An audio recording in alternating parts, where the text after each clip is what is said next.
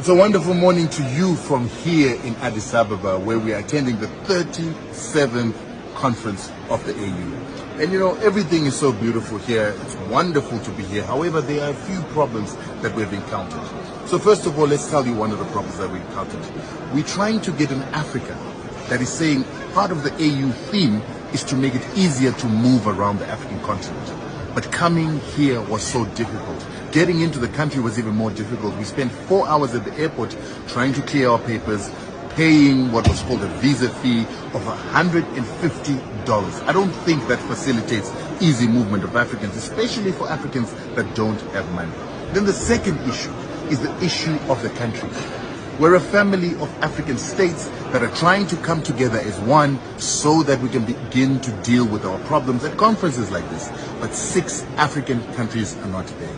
So we've got Guinea, Gabon, Niger, Mali, Sudan, and there is one more country, Burkina Faso, that are not here.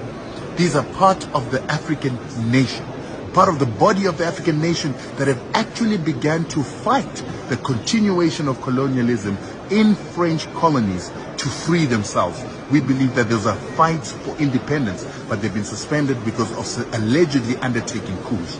But a lot of us Africans look at these people as freeing themselves from the continuation of colonialism pact with France. And so that's why we don't understand why they're not here, why they're not sitting with other African leaders to deal with African problems in the African family. But what is ironic is we've got French people sitting here, Italians, Americans, the British, our former colonizers sitting in our meetings, but we've got African leaders that have freed themselves from France-Afrique not present here. These are some of the problems that we need to deal with. Another thing that we need to deal with is something called EPF, the European Peace Facility. Now, this is a new facility that came in after the African Peace Facility expired.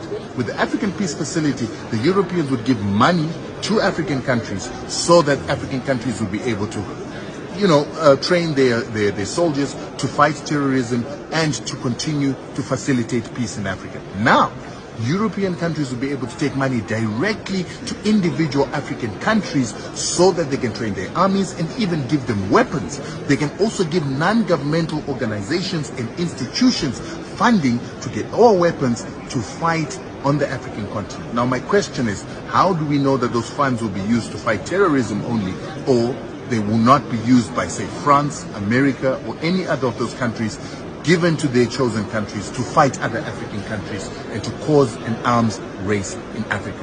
These are the kind of issues we need to deal with at these kind of conferences. But as long as they're keeping out other African countries, as long as they're taking money from the European Union, as long as they're taking weapons from European countries that do not like certain countries because they're breaking colonialism, we'll always have a problem on this continent. And what is ironic is we're told that China is our enemy, Russia is our enemy, but we don't see the Chinese, Russians, we see the French, the English, and our former colonizers. That's the problem.